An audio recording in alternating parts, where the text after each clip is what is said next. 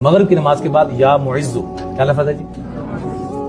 جنید جمشید مرحوم کو میں نے آج سے کوئی 23-24 سال پہلے 2001 کی بات ہے، جنید بھائی کو میں نے کہا جنید بھائی مشہور ہونا اور چیز ہے اور معزز ہونا اور چیز ہے۔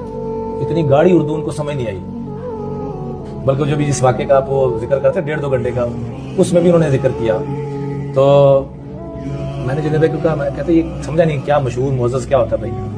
میں نے کہا یار پاپولر ہونا اور چیز ہے اور دلی طور پر ریسپیکٹ مل لیتے دونوں کو، یار یہ تو ہے، ویسے کئی لوگ ہمیں گالیاں بھی دیتے ہیں۔ تو میں نے کہا جنید بھائی یہاں معزو مغرب کی نماز کے بعد نا 41 مرتبہ روزانہ ہو سکے تو پڑھ لے کر، ورنہ کم سے کم جمعے کو پڑھ لیا تھا۔